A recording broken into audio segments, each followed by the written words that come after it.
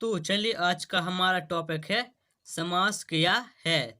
तो please video को like share and comment करना ना भूलें और हमारे चैनल को भी सब्सक्राइब कर लें और जो बगल में बेल आइकन है उसे भी प्रेस कर लें। तो चलिए अब हम वीडियो को स्टार्ट करते हैं और अब हम जान लेते हैं समास क्या होता है। दो या दो से अधिक शब्द मिलकर एक नया एवं सार्थक शब्द की रचना करते हैं। यह नया शब्द ही समास कहलाता है। तो चलिए अब हम आगे बढ़ते हैं और अब हम जान लेते हैं समास के भेद। तो समास के निम्न 6 भेद होते हैं। तो पहला है तत्पुरुष समास। जिस समास में उत्तर पद प्रधान होता है अर्थात आखिरी का पद प्रधान होता है एवं पूर्व पद गौण होता है, वह समास तत्पुरुष समास कहलाता है। जैसे धर्म का ग्रंथ अर्थात धर्म ग्रंथ, तो इसमें जो उत्तर पद ग्रंथ है यह प्रधान है और जो कि पूर्व पद है वह गौण है। और जैसे राजा का कुमार अर्थात राजकुमार, तो इसमें अभी उत्तर पद प्रधान है एवं पूर्व पद गौण है। अर्थात यहाँ पर हम कह सकते हैं कि जिस समास में दूसरे पद की प्रधानता होती है तो उसे हम तत्पुरुष समास कहेंगे। तो यहाँ पर ग्रंथ प्रधान है जो कि दूसरा पद है और यहाँ पर कुमार भी प्रधान है जो कि दूसरा पद है। तो चलिए अब हम तत्पुरुष समास के प्रकार जान लेते हैं। तो अब हम जान लेते हैं कर्म तत्पुरुष क्या होता है। को के लोप से यह समास बनता है। तो कर्म तत्पुरुष समास की पहचान है कि यदि को आए तो फिर उसे हम कर्म तत्पुरुष कहेंगे। जैसे ग्रंथकार अर्थात ग्रंथ को लिखने वाला, तो यहाँ पर को आ रहा है तब हम कह सकते हैं कि यहाँ पर कर्म तत्पुरुष होगा। तो चलिए अब हम आगे बढ़ते हैं और अब हम जान लेते हैं करण तत्पुरुष क्या होता है। से और के द्वारा के लोप से यह समास बनता है। तो चलिए अब हम आगे बढ़ते हैं। जैसे वाल्मीकि रचित अर्थात वाल्मीकि के द्वारा रचित, तो यहाँ पर के द्वारा आ रहा है तब यहाँ पर करण तत्पुरुष होगा।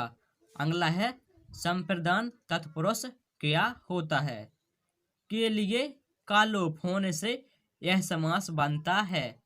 जैसे सत्याग्रह अर्थात सत्य के लिए आग्रह, तो यहाँ पर के लिए है तब यहाँ पर संप्रदान तत्पुरुष होगा। अगला है अपादान तत्पुरुष। से का लोप होने पर यह समास बनता है। जैसे पथ भ्रष्ट अर्थात पथ से भ्रष्ट, तब यहाँ पर से है तब हम कह सकते हैं कि यहाँ पर अपादान तत्पुरुष होगा। तो चलिए अब हम आगे बढ़ते हैं और अब हम जान लेते हैं संबंध तत्पुरुष क्या होता है। का, के, की आदि का लोप होने पर यह समास बनता है। जैसे राजसभा अर्थात राजा की सभा, तब यहाँ पर की है और संबंध तत्पुरुष की समास है कि यदि का या फिर के या फिर की इन तीनों में से कोई भी एक आए तो उसे हम संबंध तत्पुरुष कहेंगे। तो चलिए अब हम आगे बढ़ते हैं और अब हम जान लेते हैं अधिकरण तत्पुरुष क्या होता है।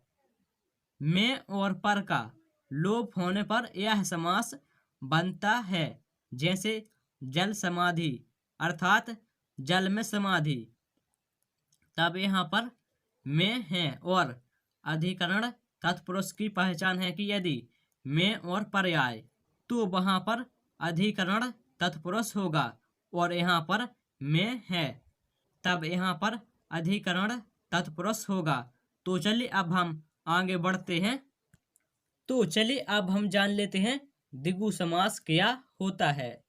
जैसे समास पद में पहला पद संख्यावाचक विशेषण हो और दूसरा पद विशेष हो तो उस पद में द्विगु समास होता है। जैसे समास है पंचवटी, तब यहाँ पर इसका विग्रह हो जाएगा 5 बट वृक्षों का समूह। तो यहाँ पर द्विगु समास कहता है कि पहला पद संख्यावाचक हो और दूसरा पद विशेष हो, तब यहाँ पर पहला पद संख्यावाचक है पंच अर्थात 5 और दूसरा पद है बटी अर्थात बट वृक्षों का समूह जो कि विशेष है।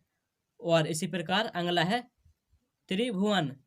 तो यहाँ पर त्रिभुवन में त्रि है अर्थात 3 भवनों का समुदाय।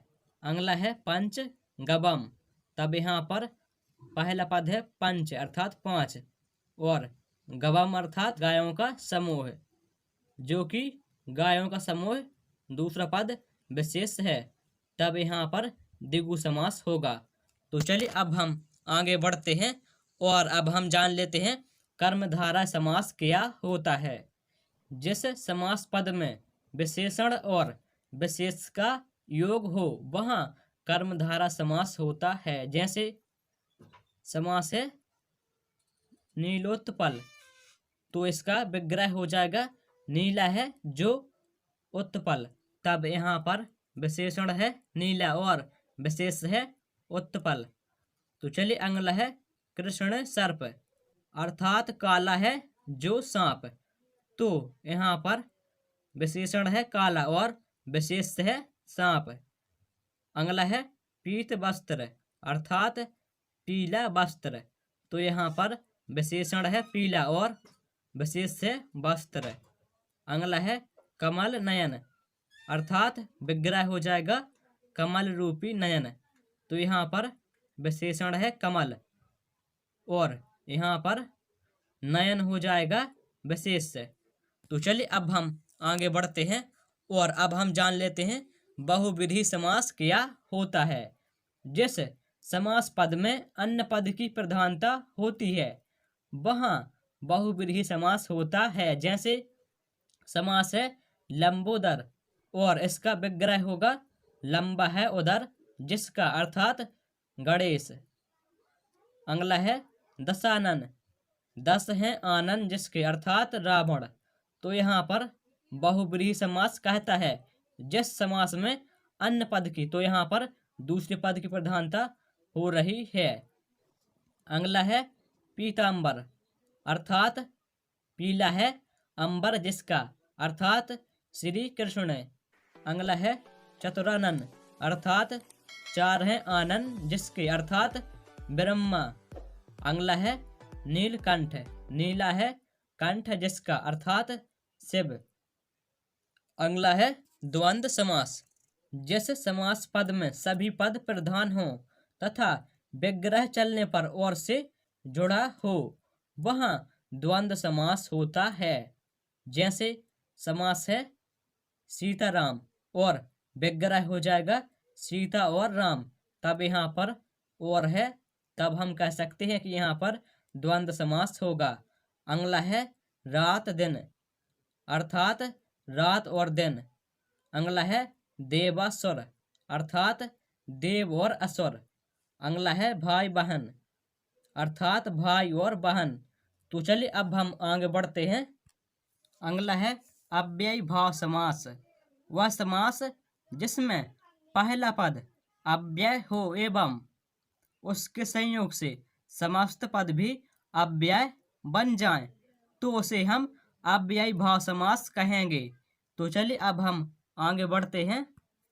अव्ययी भाव समास में पूर्व पद प्रधान होता है अर्थात अव्ययी भाव समास में पहला पद प्रधान होता है। जैसे आजन्म, तो जन्म से लेकर इस समास का विग्रह हो जाएगा। तो यहाँ पर पहला पद अव्यय है और पहला पद प्रधान भी है जो कि इसमें प्रधान पद है जन्म। और अगला है यथामति तो इसमें यथा अव्यय है और इसका विग्रह होगा मति के अनुसार, जो कि यहाँ पर मति प्रधान पद है। और अगला है प्रतिदिन, तो यहाँ पर प्रति अव्यय है और यहाँ पर इसका विग्रह हो जाएगा दिन दिन।